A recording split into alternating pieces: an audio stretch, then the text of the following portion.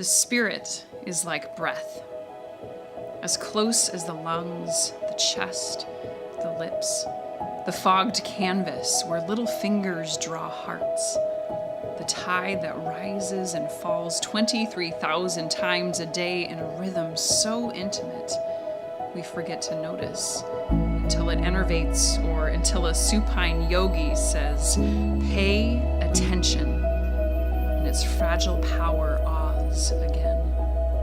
Inhale, exhale, expand, release.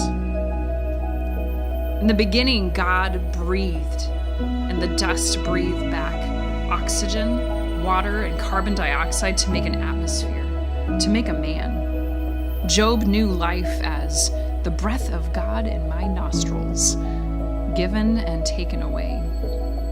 With breath, the Creator kindled the stars, parted a sea, woke a valley of dry bones, inspired a sacred text. So too the Spirit, inhaled and exhaled in a million quotidian ways, animates, revives, nourishes, sustains, speaks.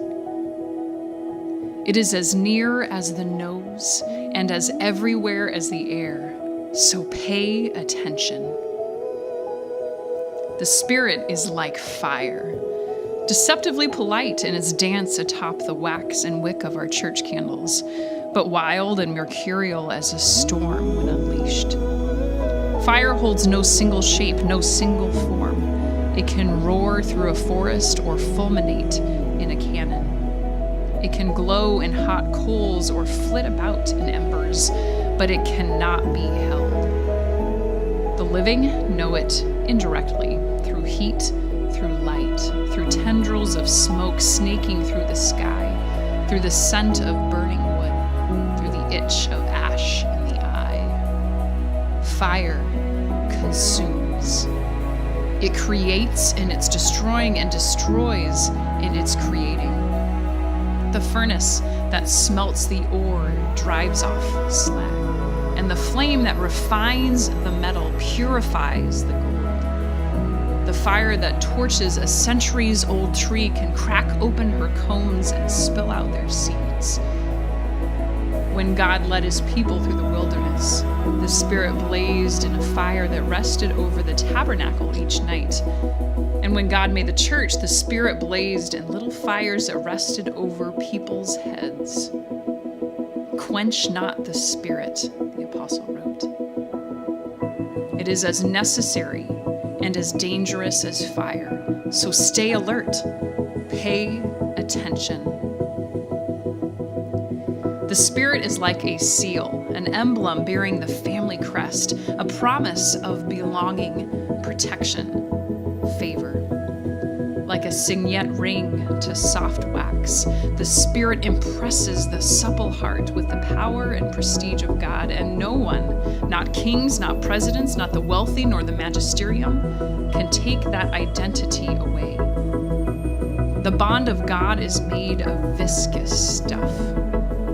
He has put his seal on us, wrote the apostle, and given us his Spirit in our hearts as a guarantee.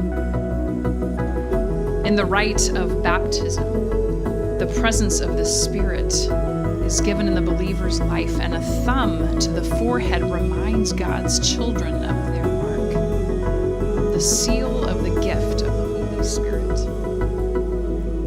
It's as invisible as your breath, but as certain as your skin.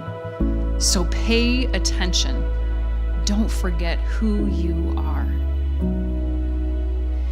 The Spirit is like wind, earth's oldest sojourner, which in one place readies a sail, in another it whittles a rock, in another commands the tree to bow, in another gently lifts a bridal veil. Wind knows no perimeter. The wildest of all wild things, it travels to every corner of a cornerless world and amplifies the atmosphere.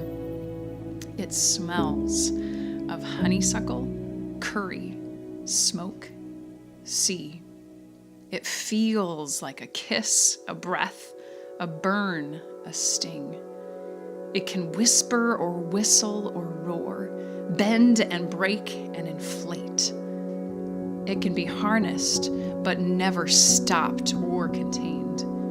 Its effects observed while its essence remains unseen. To chase the wind is folly, they say. To try and tame it, the very definition of futility. The wind blows wherever it pleases, Jesus said. You hear its sound, but you cannot tell where it comes from or where it is going. So it is with everyone born of the Spirit. We are born into a windy world, where the Spirit is steady as a breeze and as strong as a hurricane. There is no city, no village, no wilderness where you cannot find it, so pay attention.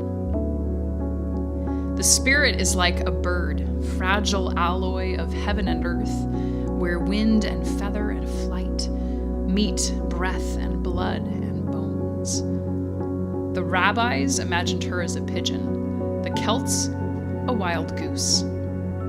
Like a dove, she glided over the primordial waters, hovered above Mary's womb, and descended into Jesus' dripping wet head. She protected Israel like an eagle and like a hen brooded over her chicks. Hide me in the shadow of your wings, the poet king wrote, because you are my help. I sing in the shadow of your wings.